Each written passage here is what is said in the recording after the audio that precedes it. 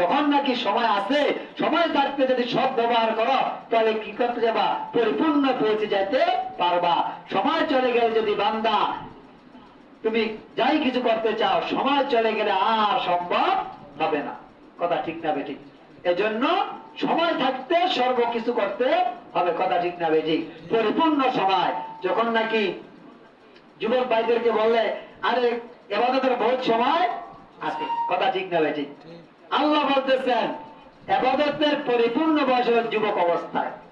যুবক অবস্থায় বান্দা সর্ব কাজগুলো পরিপূর্ণভাবে পাই টু পাই পরিপূর্ণভাবে কি করতে পারবে, আদায় করতে পারবে। মানুষ যখন বার্ধক্যের মধ্যে পৌঁছে যাবে তখন শারীরিক অসুস্থতার কারণে বান্দায় পরিপূর্ণভাবে হুকুম হাকাম গুলা কি করতে সক্ষম হবে না। কথা ঠিক না বেঠিক?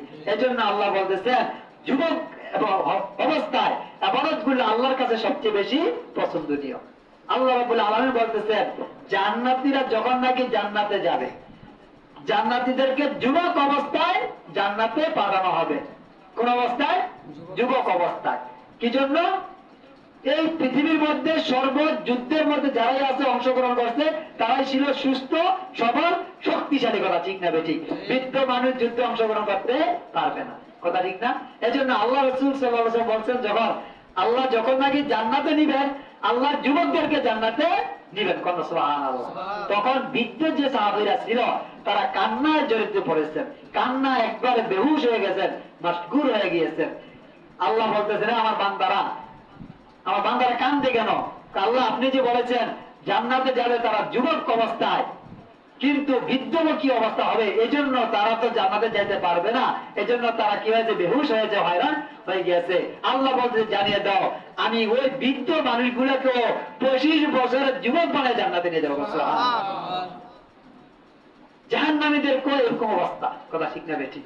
এই জন্য বলতেছিলাম আল্লাহ ইবাদত গুলা করতে, রুকু সাজদা করতে গুলো আমরা অনেকে এক্সারসাইজ করি। কথা ঠিক না বেঠিক? যদি শরীরের মধ্যে কোনো ব্যথা হয়, যদি হাত পায়ের মধ্যে কোনো সমস্যা হয়, আমাদেরকে এরকম পাঞ্চ করার জন্য বল দেয়। কথা ঠিক না বেঠিক?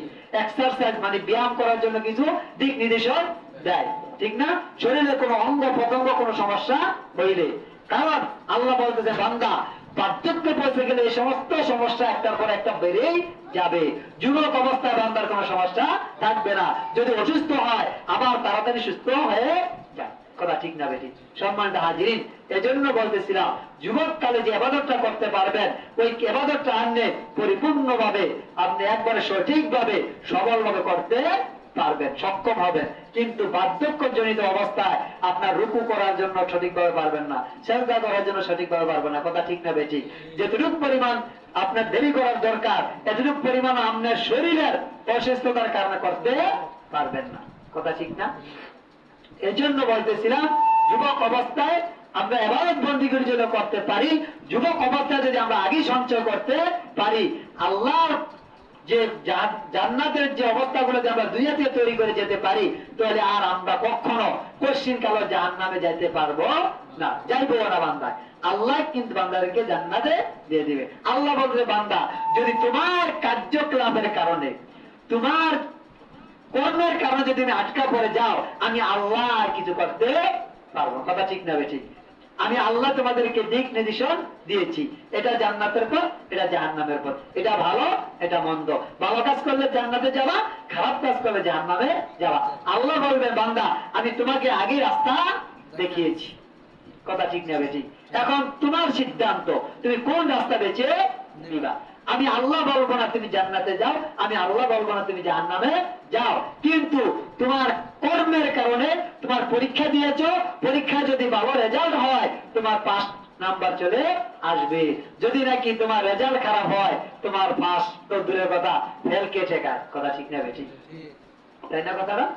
এজন্য বলতেছিলাম বান্দার ইবাদত বন্দেগীগুলো করতে হবে আল্লাহর উদ্দেশ্যে, আল্লাহকে সন্তুষ্ট করার জন্য।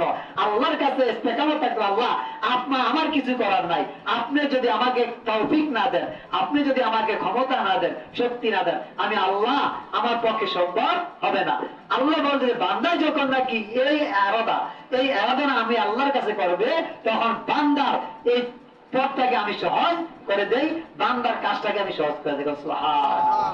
সম্মানিত হাজিরিন, জাহান্নামের অবস্থা বললাম, কিন্তু জাহান্নামে গেলে তো তাদেরকে কি করানো হবে?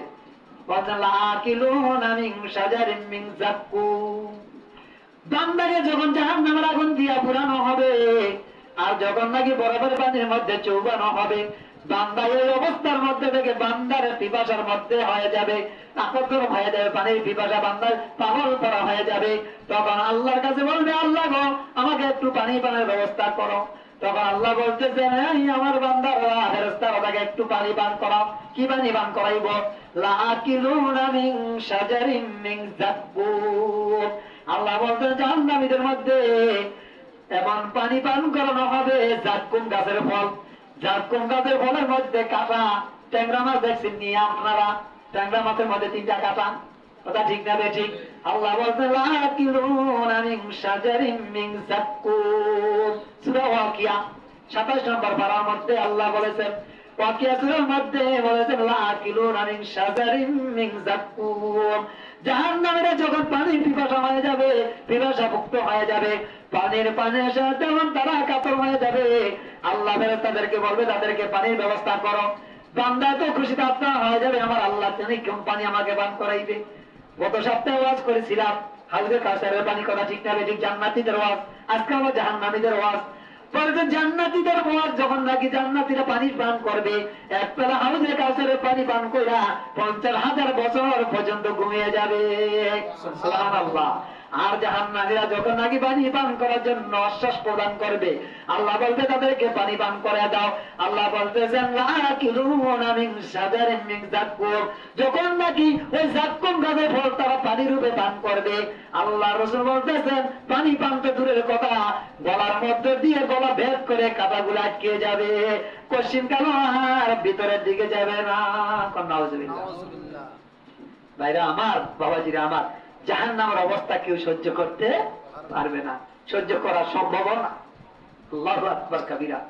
এজন্য বলতেছিলাম জাহান্নামের যে অবস্থা, আল্লাহু আকবার, জাহান্নামের আগুনের অবস্থা কেউ সহ্য করতে পারবে না। আল্লাহ বলেন বান্দা তুমি এখনো তোমার হুঁশ আসবে না, জ্ঞান হবে না যতক্ষণ পর্যন্ত তুমি নিজ চক্ষে না দেখবা। তখন আল্লাহ বলবে, আল্লাহর কাছে বান্দা বলবে, আল্লাহ আপনি আমাদেরকে একটু রেহাই করেন, আর একটা বার আমাদেরকে দুনিয়া পাঠান। আল্লাহ আপনার হুকুম ছাড়া, আপনার ইবাদত ছাড়া আর কিছুই আমরা করব না। দুনিয়ার কোন লোভ লালসা, কোন কিছুর মধ্যে লোভ করব না, শুধু আল্লাহ আপনার ইবাদতের মধ্যে আমরা পাগল করা থাকবো।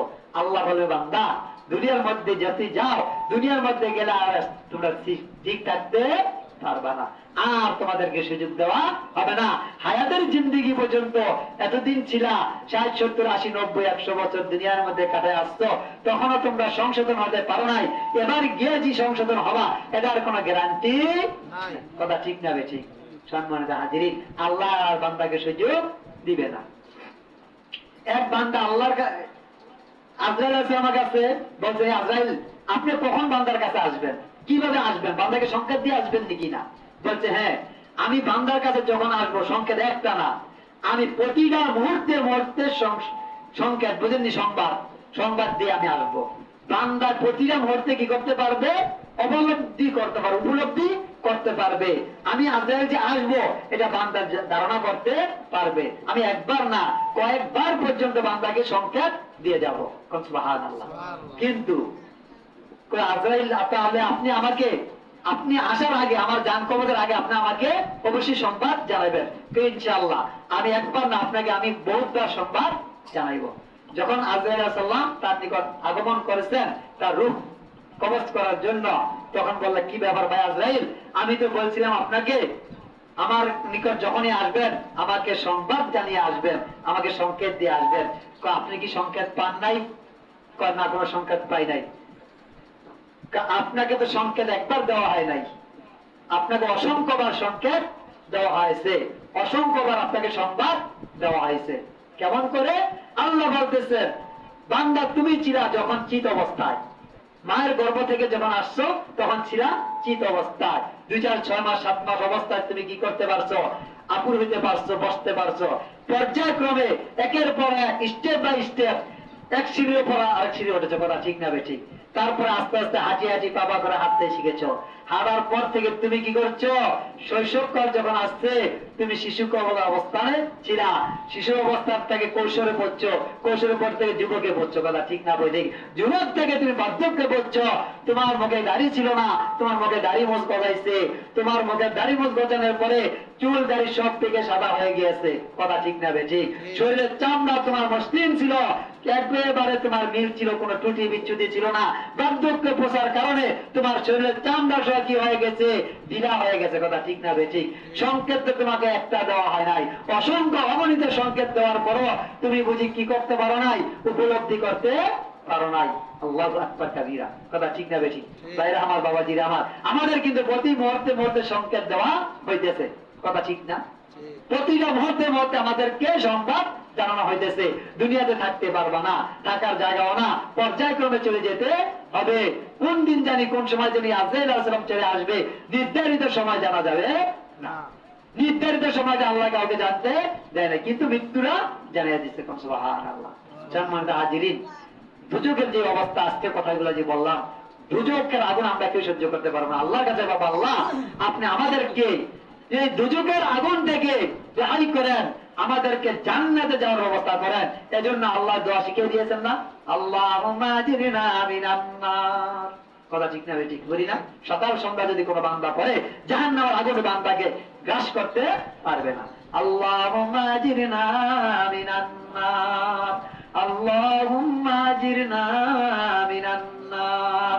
আল্লাহ আমাদেরকে আপনি জাহান্নামের আগুন থেকে পরিত্রাণ করো, আল্লাহ আপনি আমাদেরকে জাহান্নামের আগুন থেকে আল্লাহ আপনি রেহাই করেন, কথা ঠিক না ঠিক। এই জন্য সকাল সন্ধ্যাবেলা যদি আপনি এই দোয়া পড়তে পারেন, আল্লাহ বলতেছেন সকালবেলা 7 বার, সন্ধ্যাবেলা যদি 7 বার কেউ ওই দোয়াটা পাঠ করে, আল্লাহ রাব্বুল আলামিন ওই বান্দার শরীরের মধ্যে জাহান্নামের আগুন স্পর্শ করতে পারবে না। সুবহানাল্লাহ। জাহান্নামের আগুন থেকে যেন আমরা রেহাই পাই, আল্লাহর হুকুম আহকাম যেন আমরা মানতে পারি, আল্লাহ রাসূল সাল্লাল্লাহু আলাইহি সাল্লামের সুন্নতের উপর যেন ইস্তেকামত থাকতে পারি, সুন্নতকে যেন মজবুত ভাবে আমরা আঁকড়ে ধরতে পারি, তাহলে আমরা ইনশাআল্লাহ আল্লাহর খাঁটি বান্দা, আল্লাহর রাসূলের খাঁটি উম্মত হিসেবে গণ্য হতে পারবো। আল্লাহ রাব্বুল আলামিন আমাদের সকলকে এই সমস্ত নেক কাজ, নেক আমল বেশি বেশি করার তৌফিক দান করুক, দুজকের আগুন থেকে বাঁচার তৌফিক আল্লাহ রাব্বুল আলামিন আমাদেরকে দান করে। সকলে বলে আল্লাহুম্মা আমিন। ওয়া আখিরি দাওয়ানা আনিল হামদুলিল্লাহি রাব্বিল আলামিন।